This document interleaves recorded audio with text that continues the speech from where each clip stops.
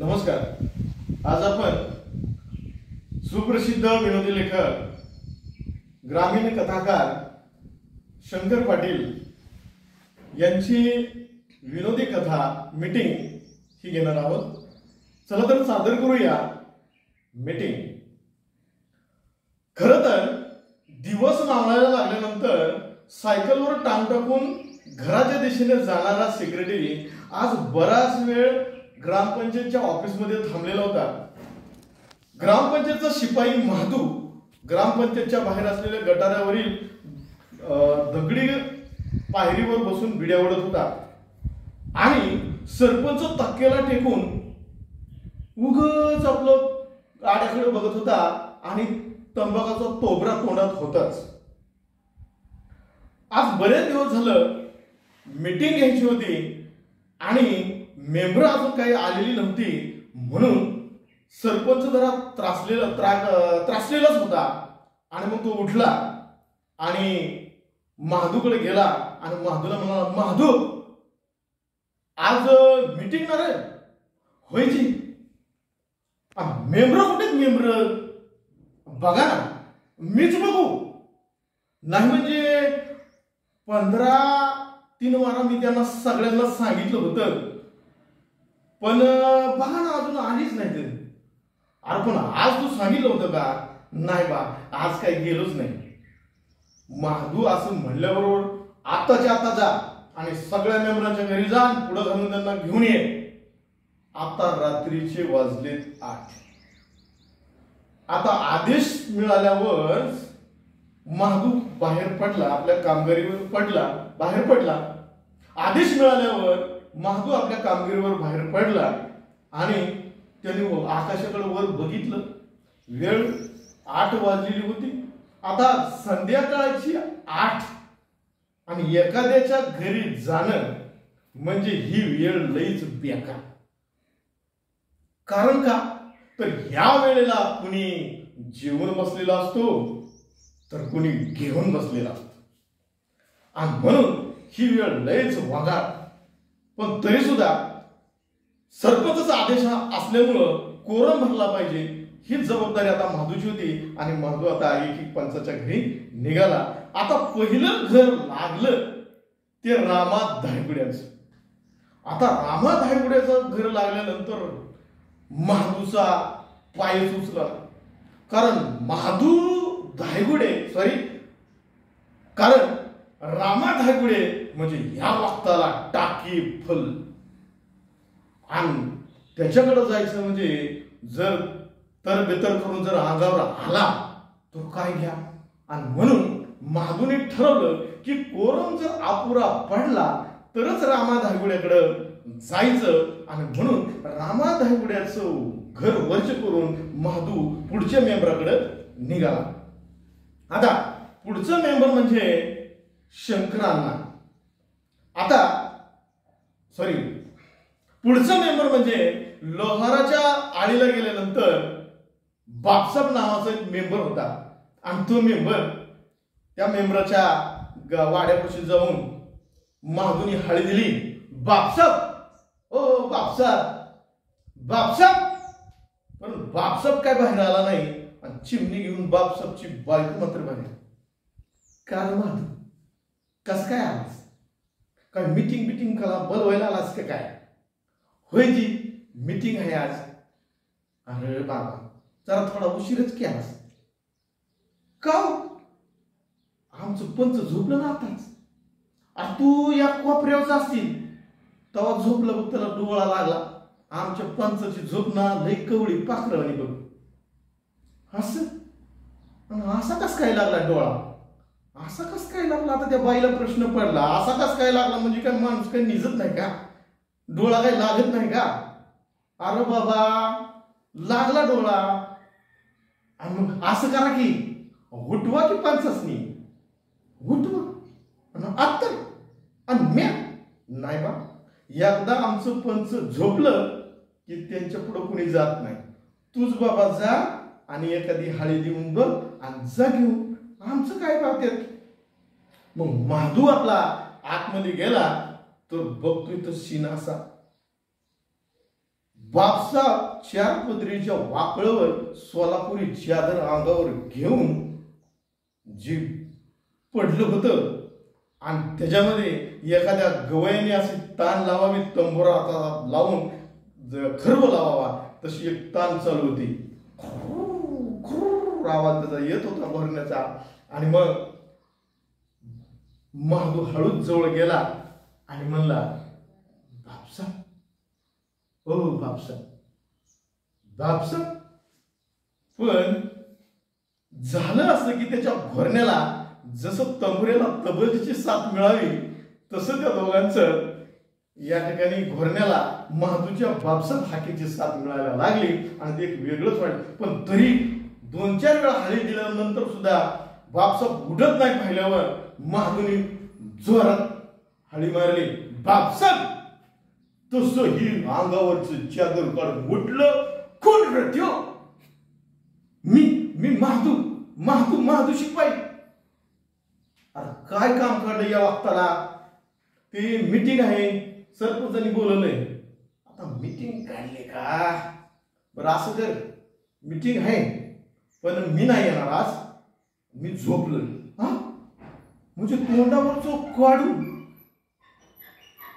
कोण आहे ते म्हणून आणि गप्पा मारून हे म्हणतो मी झोपलोय. आता ह्याला उठवायचा कसा हा प्रश्न महादूला पडला. आणि महादू नाही सरपंच लय तावले ती आणि तुम्हाला यावंच लागलं, ते काय बी नाही, तू निघ असं म्हणून ते झोपणार. एवढ्यात महादूने एक खडा टाकला. कारण महादूला माहिती होतं की बापसाहेबची एक कमजोरी आहे आणि ते म्हणजे चहा.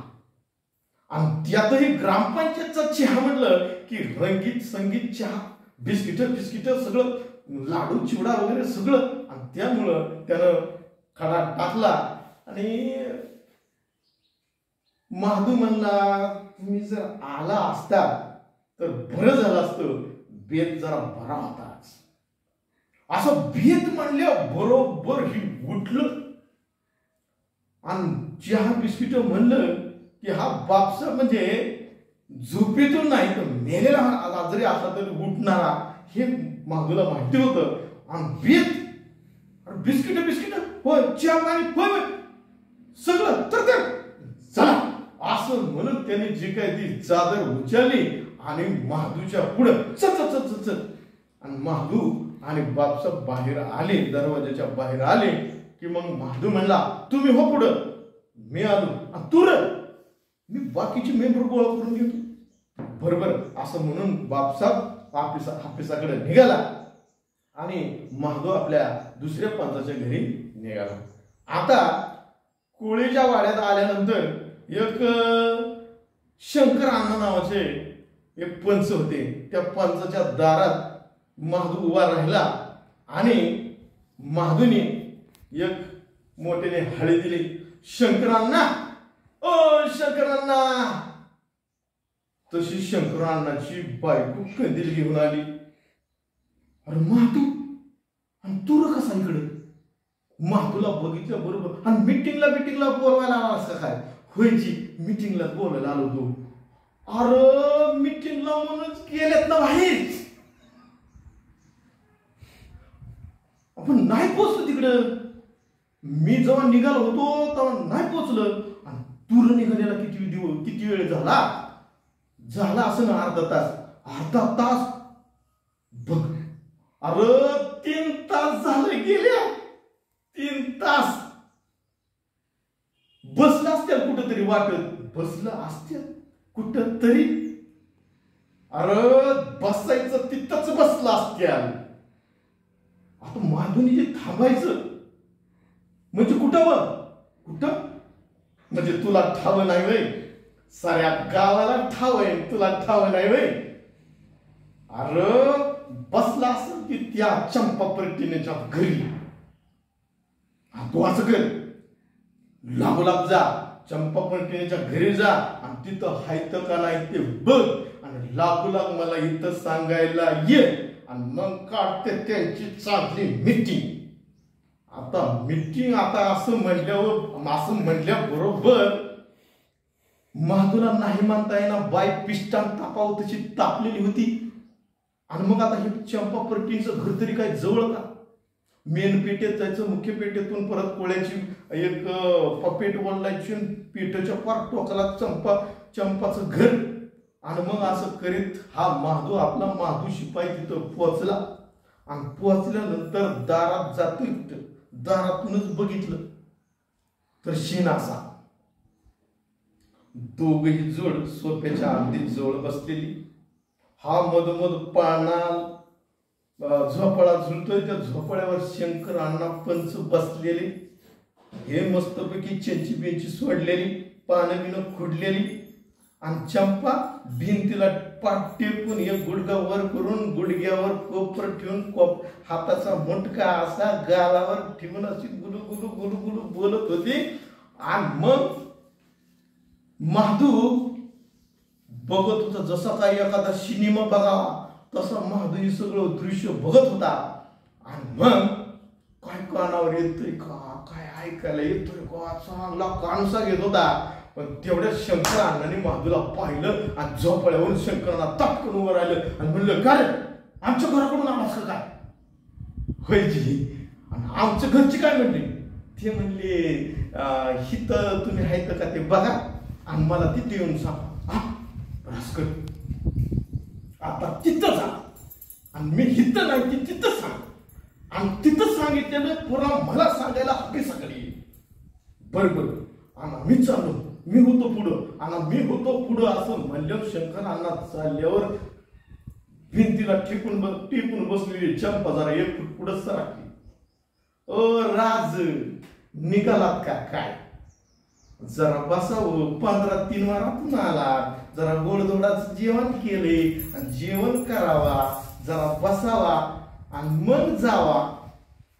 आता असं म्हणल्या बरोबर महादूला वाटलं आता शंकर अण्णाला काही चंपाबाई सोडणार नाही.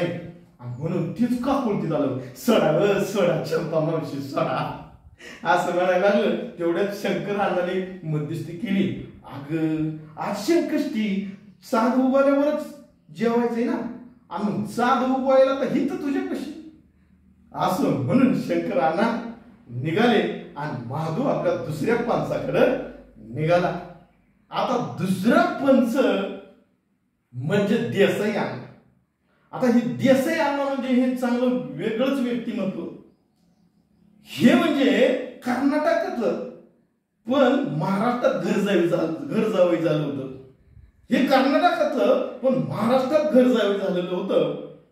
आणि मग आपला महादू त्या वाड्यापाशी आला. हे वाडा भला मोठा, 100 खानाचा वाडा. देसाई आपल्या डेलजवळ अंगामध्ये हे अशी डेरी बिरी काळा कुट्ट गडी आणि डेरी बिरी उघडा अशा वळकट्या पोटावरच्या चुळीतच फिरत होता. डेलजवर जरा घालत होता आणि आला गडी की कामाला झोपत होता, आला गडी की कामाला, हट कामाला, असं त्याचं चाललं होतं. महादू येऊन दाराशी उभा राहिला. त्यांनी बघितलं की देसाई अण्णा अभ्यासाकडे गेलेत का नाही, हळूच बघितलं. पण देसाई अण्णांनी या महादूकडे बघितलं. अरे ये रे ये महादू ये, अरे देवानेच धाडला होता तुला, ये ये ये असं म्हणल्यावर हे चौकात आलं. अरे ते वाहना काढ रे, तिथं वाहना काढ, वर ये. आता वाहना का काढायला होत्या असा प्रश्न महादूला पडला. अरे वर ये, वर ये. अरे वा, आपल्याला काय डायरेक्ट ताटा बसू देत काय असं त्याला वाटलं. आणि ते वर गेलं. वर गेल्यानंतर अरे ते बघतोस काय रे, ते खोचा धोत्राचा वर घे. धोत्राचा खोसा वर का घ्यायचा आहे हा प्रश्न त्याला पडला. आणि मग त्याने धोत्राचा खोसा वर घेऊन, अरे बघतोस काय दर्पणात पाहिल्यासारखं माझ्या तोंडाकडे, अरे ते वर ते पोती उचलते, त्या पोत्याला जरा हात लाव.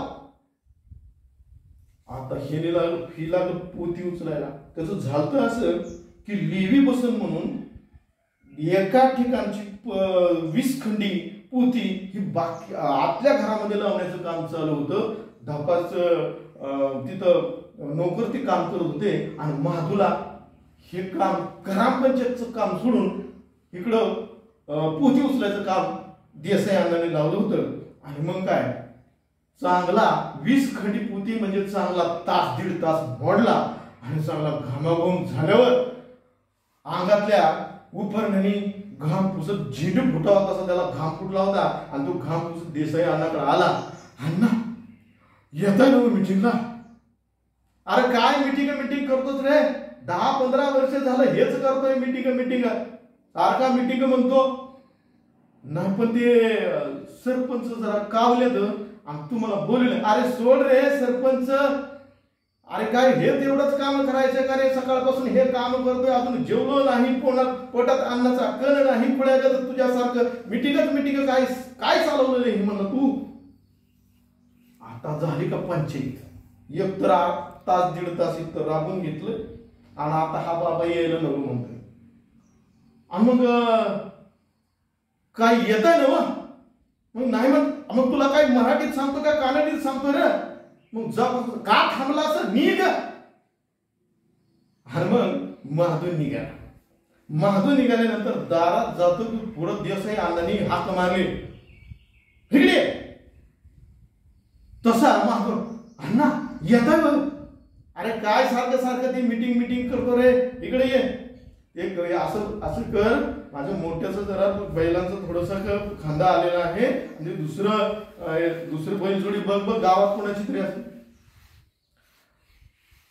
अण्णा लय उशीर झाला. एक तर मला उशीर झाला, तिथं सरपंच लय कावतील माझ्यावर. आणि अरे काय रे तुझं सरपंच सारखं सांगतोच रे, सरपंचच्या पोट्यातलं शेर काढशील पण आमच्या घरातली काढ इकडची तिकडे करणार नाही. अहो अण्णा एवढी पोथी, अरे पोथी उचलली म्हणून काय झालं? काय मनाने उचललीस का रे? तुमच्या काखांद्यावर शिवळ द्यावं तेव्हा तुम्ही उचलता आणि सरपंचाचे काम न सांगता करता सूट. अहो पण अण्णा सांगतो राग, तू सूट, एकाच्या जागी 10 लावीन मी, तू सूट.